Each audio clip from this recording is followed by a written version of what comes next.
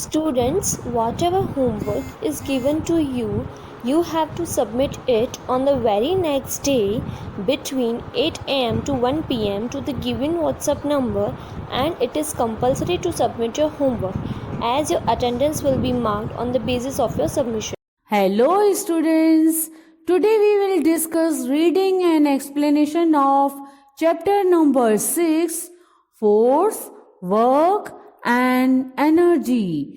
In last video, we had discussed about what is force and types of force. In this video, we will learn about work and simple machines. So, let's start. Now, first heading is about work, means calm. When we push or pull an object, it moves a certain distance. This is called work done. According to science, no work is done if there is no movement. बच्चों, अब आइए हम काम के बारे में सीखें. काम क्या होता है? जब हम किसी भी चीज को धक्का देते हैं या खींचते हैं तो ही वह चीज मूव करती है, और वो चीज कुछ डिस्टेंस तक ही मूव करती है. मतलब थोड़ा थोड़ा मूव करके फिर वो चीज रुक जाती है. साइंस के नजरिए से देखें तो अगर किसी चीज में मूवमेंट नहीं आई हो तो वो काम ही नहीं हुआ, ऐसा समझना. You apply force to push a wall. The wall does not move. There is no work because there is no movement. आइए एक एग्जाम्पल से आपको मैं समझाती हूँ. अगर आप दीवार को फोर्स लगा के आगे करने की कोशिश करेंगे तो वो दीवार मूव नहीं होगी, यानी वहाँ पे काम नहीं हुआ. वो क्यों? क्योंकि दीवार की मूवमेंट नहीं हुई तो काम भी नहीं हुआ. Work is done when the place, shape और size of the object changes due to force applied. In short, अगर फोर्स की वजह से किसी भी चीज की जगह, शेप या साइज में कुछ भी चेंज आए तो वर्क हुआ, ऐसा समझना. There are two factors that determine the amount of work done. First is the amount of force applied on the object to do the work. Second, the distance covered by the object on which the force is applied. बच्चों, आइए अब यह आपको अच्छी तरह से clear हो जाएगा कि काम कितना हुआ. उसके लिए दो फैक्टर्स होते हैं जो इस बात को क्लियर करेंगे.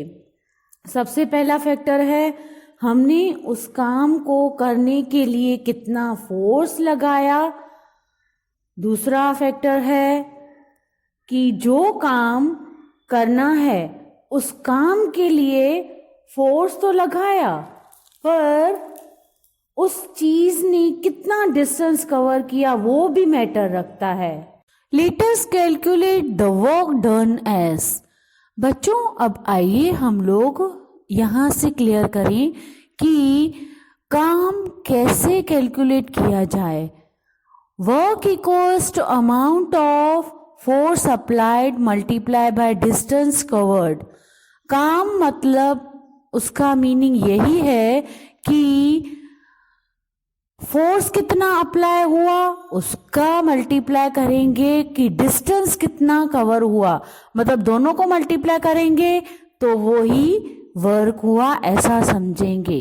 We use simple machines to do the work. काम करने के लिए हम सिंपल मशीन्स का यूज करते हैं. Now simple machines, any object that we use to make our work easy is called a simple machine. For example, a knife is a tool which makes the work easy to cut anything. Similarly, a nutcracker to crack the nuts. We use many simple machines in our day-to-day life. काम को easy करने के लिए किसी भी चीज को use किया जाए तो उसको ही सिंपल मशीन बोलते हैं.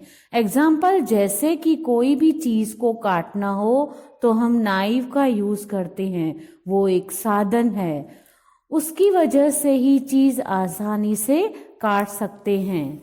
यहाँ पे नाइफ एक सिंपल मशीन हुई. इसी तरह नट्स को काटने के लिए नट क्रैकर्स का यूज करना पड़ता है. इसी तरह हम डेली लाइफ में बहुत सारी सिंपल मशीन्स को यूज करके अपना काम आसानी से कर सकते हैं. There are 6 types of simple machines which help us to do work with less effort.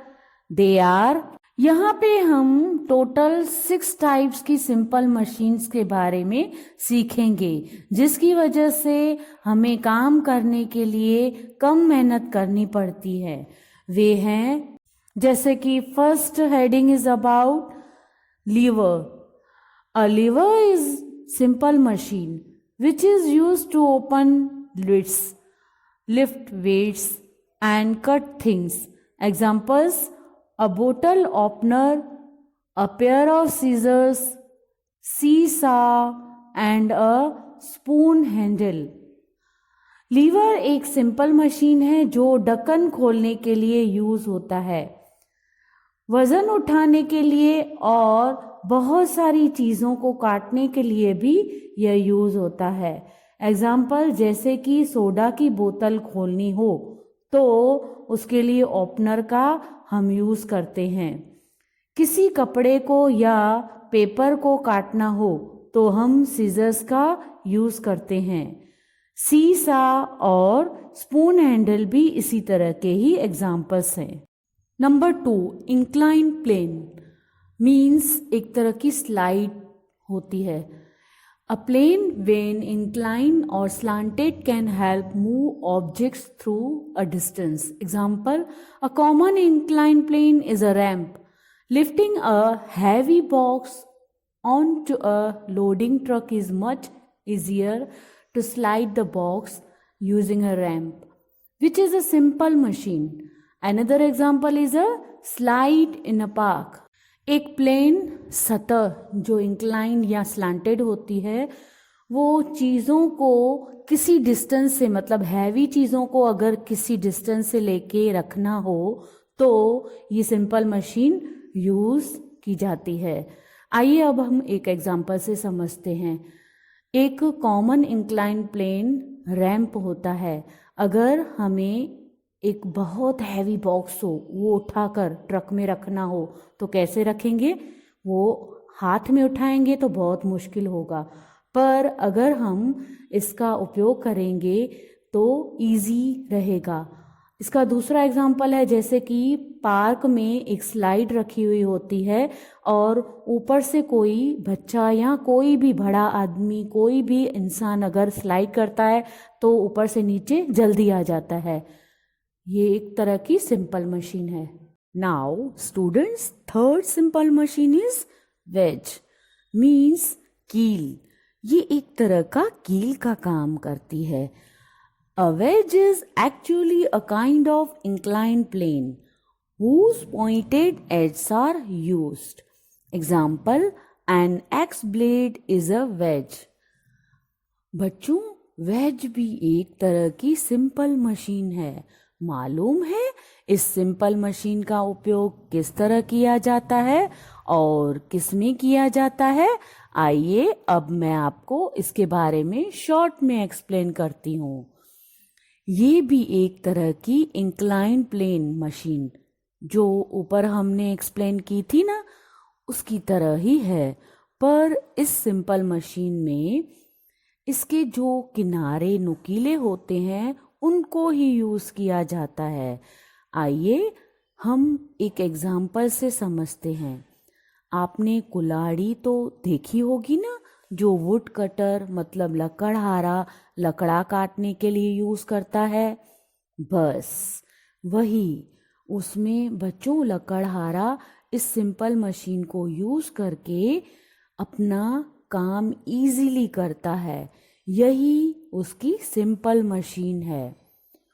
वो एक्स में आए हुए नुकीले किनारों को उपयोग करता है। Now fourth machine is about screw. The screw is pointed eight one and with grooves around it. It looks like a nail. It is used to attach things together. Example, a bottle lid with grooves is a screw. Now fourth machine is about screw. Screw के एक side pointed होती है और उसके around grooves भी होते हैं। वो एक खीले की तरह दिखता है। स्क्रू का उपयोग दो चीज़ों को जोड़ने में काम आता है। एग्जाम्पल जैसे कि बोतल के ढक्कन पे ग्रूव्स होते हैं, वो एक तरह का स्क्रू ही है। Now next is about wheel and axle. The rod that connects the wheels of a vehicle is the axle. The axle moves the wheel. It is easier to move objects with the help of wheel and axle. Example, a bicycle pedal, a screwdriver and a doorknob. Wheel and axle के बारे में अब हम जानेंगे। Vehicles में जो wheels होते हैं उन व्हील्स को जोड़ने के लिए एक रॉड का उपयोग किया जाता है, वही एक्सेल होती है। एक्सेल की वजह से ही व्हील्स मूव करते हैं। इसी तरह व्हील्स और एक्सेल की वजह से व्हीकल इजीली मूव कर पाता है। एग्जाम्पल जैसे कि बाइसिकल में भी बाइसिकल को चलाने के लिए पहले पैडल को चलाना पड़ता है। पैडल में भी एक्सेल ही होता है। स्क्रू ड्राइवर भी एक एक्सेल का ही एग्जाम्पल है। दरवाजे का नोब भी इस तरह का ही एक एग्जाम्पल है। Now sixth simple machine is pulley. A cord is wrapped around a wheel. When it rotates, the cord moves in either direction. Example, in a flagpole, a rope is attached to a pulley. बच्चों, ये एक पहिए के चारों ओर एक cord लपेटा जाता है। जब यह घूमता है तो उसकी नाल दोनों दिशाओं में चलती है। एग्जाम्पल, एक फ्लैग पोल में एक रस्सी को एक पुली से जोड़ा जाता है। Do you know the Greek philosopher Archimedes first studies about the simple machines around the 3rd century BC। बच्चों, क्या आप जानते हो ग्रीक फिलोसोफर आर्किमिडीज कौन थे? यस, ये वो पहले फिलोसोफर मतलब तत्वज्ञानी थे जिन्होंने 3rd century में सिंपल मशीन्स के बारे में अध्ययन किया था। तो बच्चों, आपको इस वीडियो के थ्रू अच्छी तरह से वर्क और सिंपल मशीन्स के बारे में समझ में आ गया होगा। In next video we will learn remaining part of the lesson. Till then, bye bye.